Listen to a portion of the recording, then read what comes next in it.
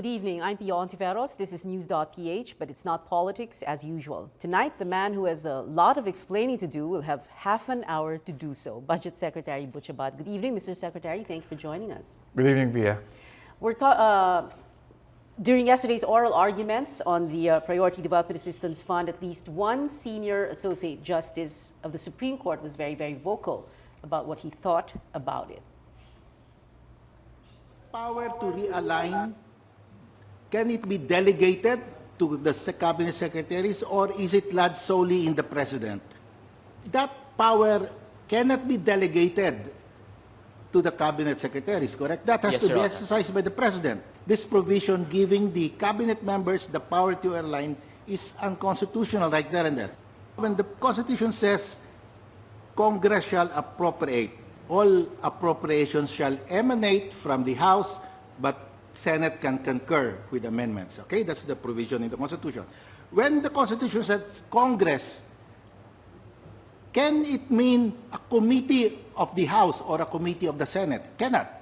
No, Your Honor. It has to be both of them acting as a body, correct? Yes, Your Honor. The It commitment cannot is also be Congress. one legislator, correct? Definitely So not, when Your the Honor. legislator is allowed to identify post-enactment of the GA, that is even unconstitutional because it's not even Congress. The Even- legislator is not Congress. Yes, Your Honor. Even the House committee is not Congress. You don't need a COA report. You can declare PDAF unconstitutional. Secretary Abad, Justice Scarpio says unconstitutional. Well, you know, the good thing, Pia, is that it's now in a forum where you can rationally argue the case whether it is in fact unconstitutional or constitutional. So I think that that's part of the democratic process, and everybody is given a chance to articulate his opinion or his views with respect to this issue. So there's so much noise out there. Right, right. A lot of outrage and irrationality. And I think the forum of the Supreme Court will give us a chance to just Clarify everything. Clarify everything. So I think But it's, as far as you are concerned as Budget Secretary, is PDAF unconstitutional?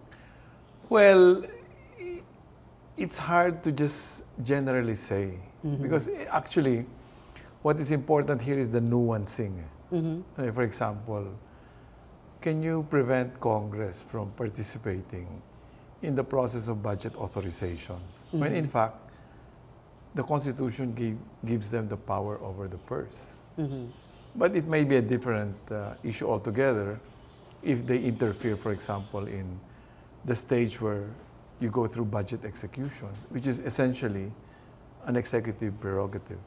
So I think the benefit of all of these things is it will allow us the opportunity to define the roles of each institution, because you know the beauty of the presidential system is it provides for checks and balances between the autonomous and independent branches of government. So it's time for us to define this and define this more specifically or particularly. You're saying you want the Supreme Court to make those Yes. very clear delineations and I think that should be definitions. helpful. What Justice Scarpio is saying is that individual congressmen or senators or even cabinet members, that means you as Budget Secretary, have no power to realign funds. Well, again, it's something that's debatable because, for example, I don't think that legislators have that prerogative because realigning funds is really at the stage of budget execution. So it's really a question of whether, in fact, as alter egos of the president, we can exercise that prerogative. Although the Supreme Court had already declared PDAF constitutional in the past. In at about least three times, I know. instances. Three yeah, instances. Three instances. So, so if there's going to be a doctrinal shift insofar as the Constitution is concerned, there has to be something that's very fundamental that will lead the Supreme Court to revisit its previous three decisions. And what is that something very fundamental, you think? I leave that to the decision of the Supreme Court. If it does reverse itself, no, as some congressmen like Miro Kimbo say, apektado daw yung mga scholars, mga pasyente halimbawa, no, all these people who need medical attention. Is there no other solution? Well, I don't want to preempt the debates there, but there's always a solution to questions like that, especially if the legislators limit themselves to the period of budget authorization, which, it's recognized as their prerogative. You cannot, the power of legislation is plenary, which means you can legislate on anything under the sun. That's what the analysts say. In which case, it's very difficult to limit the power of the legislature because it's really a powerful prerogative. But for example, ito, yung tinanong ko, scholarships, medical, for financial support for medical attention that's needed by their constituents. Yung mga ganito, di ba, pwede namang, marami nagsasabi, very simple solution. Pwede namang idiretso halimbawa sa health department, sa education department. Kailangan pa talagang idaan sa mga mambabatas. The difference. I think these are people who argue against. The difference is that kami, national government agencies, we look at the country in general. The legislators, araw-araw, pinupuntahan yan tuwing umaga ng mga constituents nila. So, they know the very specific needs of their constituencies. And therefore, they can articulate what those needs are, which is not really the case with respect to national agencies, because we tend to look at the macro. But, the legislators bring to us very real, very actual, problematic situations that, they want the executive to attend. So, I think we have to achieve a balance here between what national government planning can do, but at the same time meeting very specific needs that are articulated by constituents. But I guess the argument there kasi is if you had a well-funded, strong national program for education, for example, even for the health department, then would we still have need for things like this? Diba? Sa laki ng pera na binibigay doon, or hindi naman talaga binibigay, na appropriate, diba? Historically, the investments that we have been making in social protection and social services, public health, basic education, housing, they have been huge unprecedentedly. But still, you cannot plan out for every particular instances where there is a need. So you have to balance between, what we cover nationally and peculiar needs of communities or individuals. There's a lot of talk that Janet Napoles is not the only one of her kind and that there are many others. Would you know if that is true as budget secretary and as a former congressman? I mean, it's an allegation that has to be proven. But I think, Pia, what is most crucial is that it's not so much that the legislators are being given the prerogative to identify projects. Ang importante kasi dito, Pia, is that nagagamit ba yung pera sa tama o ninanakaw lang? I think that's for the ordinary Filipino, that is most crucial Gusto nilang malaman kung yung perang itinabi para gamitin sa itulong sa mga mahihirap ay talagang napupunta. Kasi kung whether it's recommended by a legislator or by a local chief executive or by a national government agency, kung yung pera naman na ilalagay sa tama, hindi naman problema yun. Ang problema, and this is where we need to refocus the whole issue, may mga ilan kasi na mukhang hindi ibinibigay sa tao yung pera, kundi na ibubulsa yung pera. Kailangan natin talagang usigin yung mga taong yon at parusahan. Yun ang issue. Yes. Hindi But then, the problem there is that we'll have to depend on whether a person has integrity or not. Well, diba? Sa atin naman, kung titignan mo naman yung listahan ng mga projects ng mga nagpanukala ng mga legislator, higit naman na mas marami yung matiniw yung projects. Mabibilang mo talaga kung sino yung nag-aabuso. So, bakit natin parurusahan yung nakararami samantalang iilan lamang yung nag-aabuso. Parusahan natin talaga yung nag-aabuso. Okay, well, let's move on to the Disbursement Acceleration Program. President Aquino, while he was still in Bali, Indonesia, defended the administration's creation of the Disbursement Acceleration Program, or DAP. No, parang there is no reason for everybody to be delayed if there is an opportunity to accelerate that project which was approved by Congress, which they found merit with. No? And if we can accelerate the benefits that will accrue to the people, why delay it? Yeah. So why lose and go through the whole process of having it approved again in the subsequent year? It is not a unilateral decision on our part. We can only fund from savings items that have already been have been approved by Congress. We're not inventing a new budgetary line.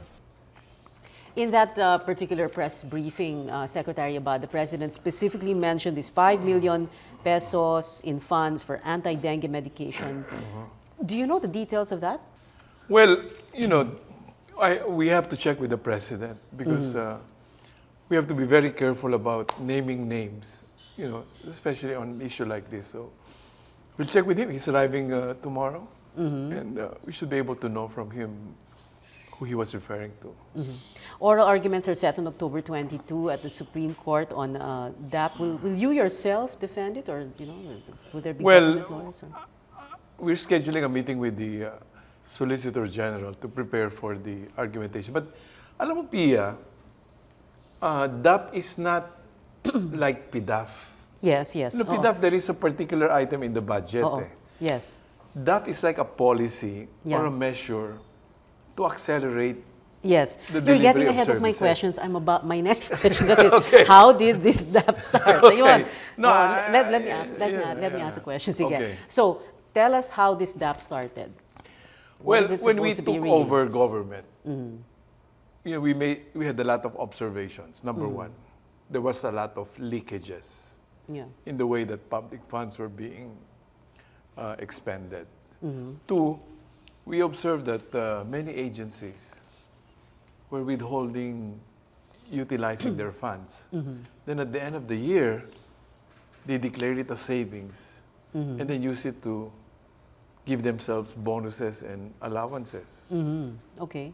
Or there were funds that were not implemented simply because they were not working. And then the funds would extend to the next year. And that has a cost because we have to pay for the interest of those borrowings that we make to be able to fund those projects. So we had to put a stop to all of these problems because it was, of course, hurting the economy. Yeah. And that's the reason why, first, we were very strict on spending, and we were criticized heavily for it. In fact, the GDP fell to 3.6%. Right. But the President said, that's not a problem. Okay. So, parang balde yan eh. Kung yung balde, maraming butas, mas gaano karaming tubig ang ibuhos mo dyan, kung butas siya, mawawala rin. Okay. Sabi ng Presidente, okay lang yan for as long as we can plug the leakages and the loopholes. And at the same time, we can drive the agencies to deliver those services. Kaya, meron tayong you took over June acceleration. 2010. So end of 2010, meron na kayong, kumbaga, pondo na malaki. Because or hindi, sa 2011 pa yon.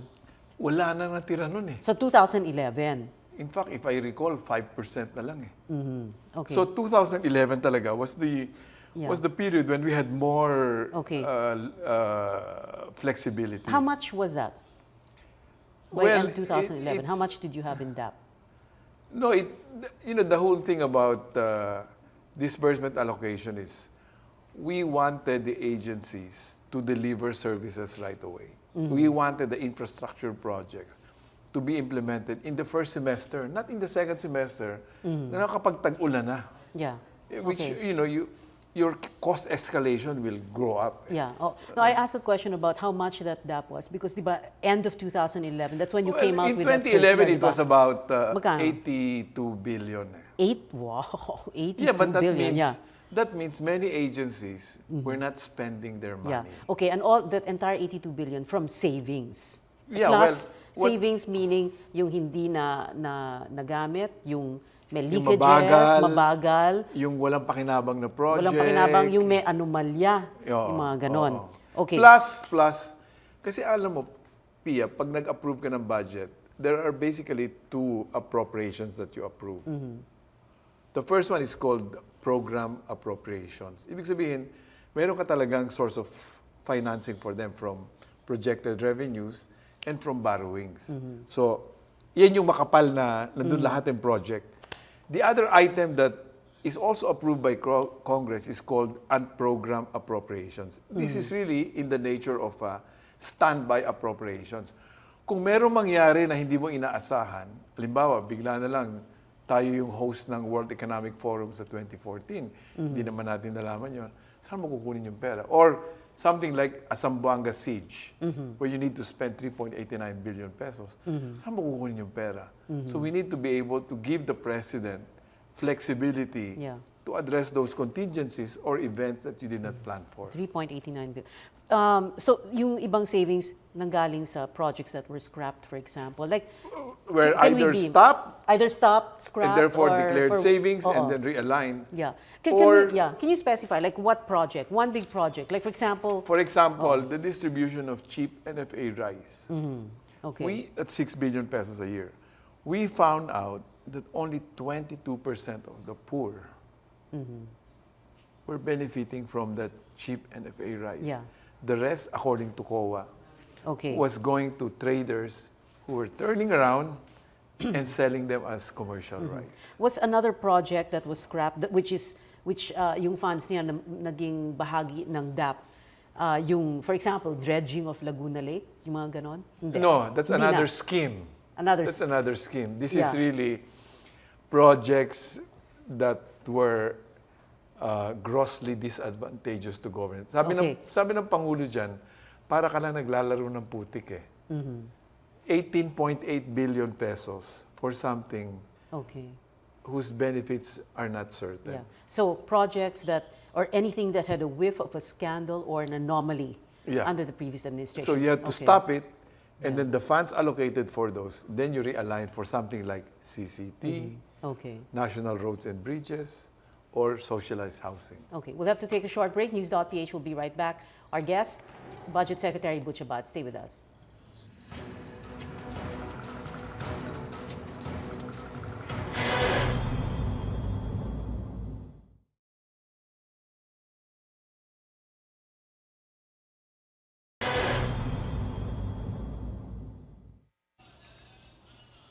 Welcome back. You're still watching News.PH on the Solar News channel. I'm Pia Hontiveros. Our guest, Budget Secretary Butch.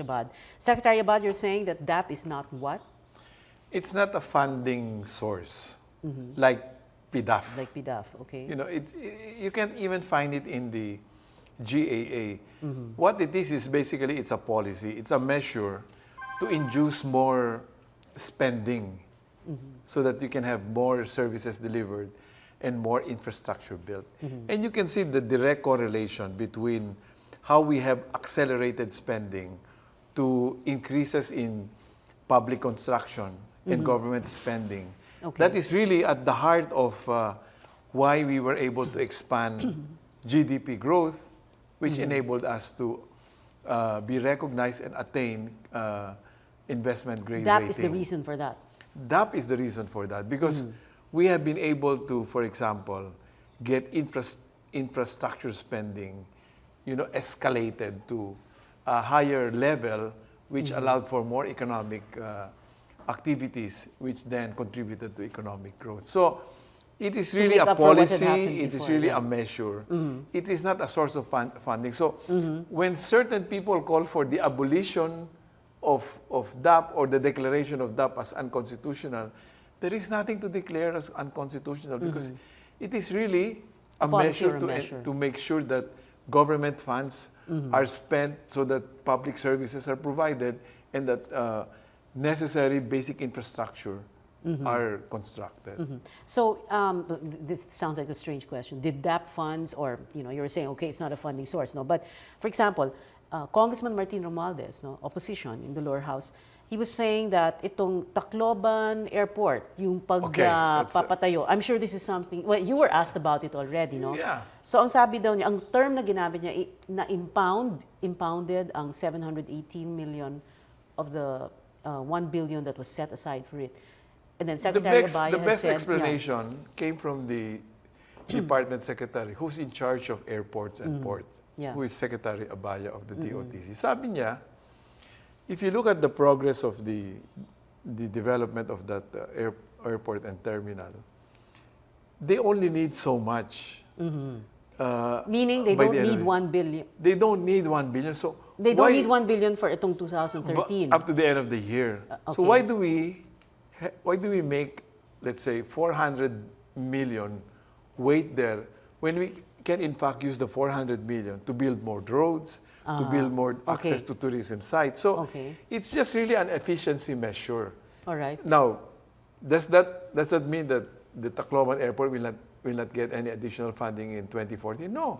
It will. It will will get the funding it needs. It's just that, Okay. these funds are borrowed funds. We pay interest Yeah, okay. rates on them. So instead of those funds sitting there idle, it You use is it better elsewhere. for the economy Oo. and for the country to use Yeah. it somewhere else where it can in fact Okay. contribute But to that is economic not realigning funds also. growth. No, you declare the fund as savings and then you realign it for something else. Pwede yun? That's well within the power of the president under the Constitution. Walang For as long as okay. you use it to augment an item in the budget which already exists. Okay. Walang anomalya doon, which is the reason kung bakit na-impound ang pera. It's not really ang funding. impounded. Yeah. It's just that it's not needed and therefore you are just using it for another project which Okay. in fact is going to be beneficial Okay. for At the country. pero walang anomalya doon. Ang anomalya kasi is pag binulsa mo yung pera eh. Oo. So Pag wala, ginamit wala. mo yung pera. I'm just asking, wala. Wala. Okay. Did this happen to other DOTC projects or course. airports in other areas, in other provinces? For example, Oo. DOTC was supposed to buy, I think, 4 or 5 choppers.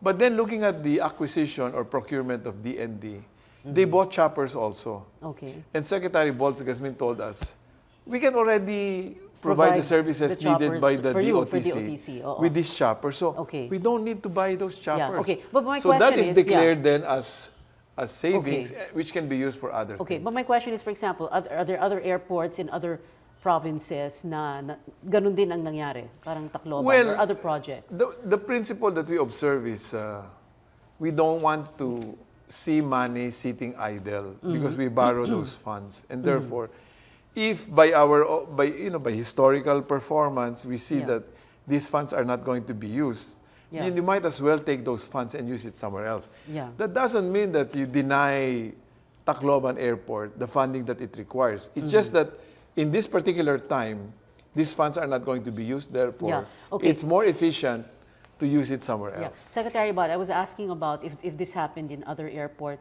projects also, improvement. Because, they can always say, kasi ginagawa mo sa amin to dahil, alam mo na, yung No, it political happened, for na. example, in the Bicol Airport. There was a time when we allocated a lot of funds for the construction of the airport in Bicol. But then, since there was a problem in land acquisition, Okay. then the original development programs for that particular Okay. project had to be moved to the following year. So we Okay. did not need the money that was appropriated. Okay, so briefly, this isn't like you were putting together a source of funds para meron kayong panakot or pag-intay sa mga congressmen or senators. In fact, the proof of the whole thing is look at the economic performance of the country. Okay. Unprecedented. 3 major ratings agencies have declared us as Okay. Shouldn't the government come out then with a list of projects that were suspended, tapos yung perang nanggaling doon dito dinala? We can You have very well one do already. that and You will do inform that. Congress about that. That's no problem. Okay. Should there also be a list of what projects that DAP had been able to sponsor? Yes, we can do that. But you haven't done that yet. No, we have, In fact, every time we do this, we ask the President's approval. Yeah, okay. And then the agencies Oo. subsequently. Pero what I mean is, approve. ako naghanap ako ng listahan parang ganun. We can very well provide you Yung with Project NOAA, DAP din yon galing? that. Yeah, yeah. And Okay. you know, Project NOAA enables us to project weather disturbances well ahead of time. Yes, And definitely, determine no the questions. magnitude of... Yeah. No, definitely, no question about Project NOAA. Yung Project NOAA, hindi kailangan dumaan yung pera sa isang mambabatas. Diretso na yun sa Definitely DOST. not. No, diretso sa DOST Okay. yun. So, yun yung isang point kasi ng mga tao. Kung DAP to, pwede naman palang hindi pwede nang hindi idaan sa mga mambabatas. Pia, the misconception is, akala ng mga tao, Pag yung dumaan- pera napupunta sa mambabatas or yung saro na napupunta sa Never. No, they know that. But what their argument is, some people na kung pwede palang diretso na sa agency, halimbawa, Project NOAA, like you said, hindi dumadaan sa... Lahat ng projects dumadaan sa agency. Walang projects ang dumadaan sa mambabatas. But, Ang problema lang minsan, may mga aligasyon, at lumabas nga yan sa COA report, yeah. na yung ilang mga mababatas, imbis na pabayaan na lang yung national agency, Yeah. na gawin yung proyekto, napapakialaman yung proyekto. Right. Pati right. kung sino yung contractor, sino yung supplier. Oo. Yun ang problema na dapat nating itigil. Oo, Kung okay. totoo man yun. Okay. Pero kasi yung additional na binigay, ang tawag nga daw port, di ba? You know, labels, discussion of labels. That should be for another episode. Pero yung DAP, di ba, binigyan ng additional yung mga senators after the impeachment trial. Yeah, but in that case, ang problema ba yung dagdag na ibinibigay mo or kung paano ginagamit yung perang yun? Parang Kasi- halo-halo na yung mga issues. Yeah, pero kailangan natin may dagdag, kailangan oo. natin himayin para malaman natin kung saan yung problema. Kasi kung ang problema naman, I can show you many more projects that are really noteworthy. Pero may mga ilan na questionable. Pero ang tanong, Pia, is at the end of the day, nagamit ba yung pera para makatulong sa mamamayan or binulsa ba yung pera? Yan yung issue eh. Kasi kung yung pera binulsa, dapat nating imbestigahan. At kung napatunayan natin na meron talagang pang-aabuso, dapat usigin yung nag-abuso.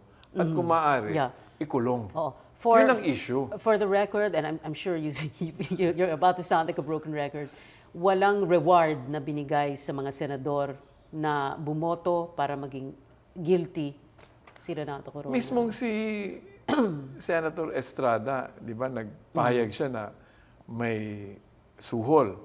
Nung tinanong siya ni Senator Enrile, pagkatapos sila mag-recess at nag-resume yung session, siya mismo nagsabi, wala namang suhulan. Okay. So siya mismo nagsabi. So, ang Presidente Aquino, hindi naman manunuhol yan eh. Ang gusto niya, kung boboto ka sa isang posisyon, kailangan tanungin mo yung konsensya mo. Okay. We have 2 minutes to go, so we're going to try and do this really, really quickly. Alan Robles, tweeted a few days ago, and I'm sure you'll be happy about this. Sabi niya, and I quote, "Don't let the noise about DAP make you forget about TSP.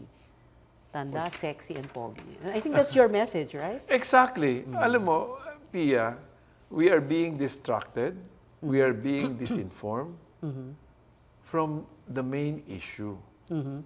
This whole DAP issue is just a distraction. Certain public officials were allegedly found to have abused their authority and pocketed people's money.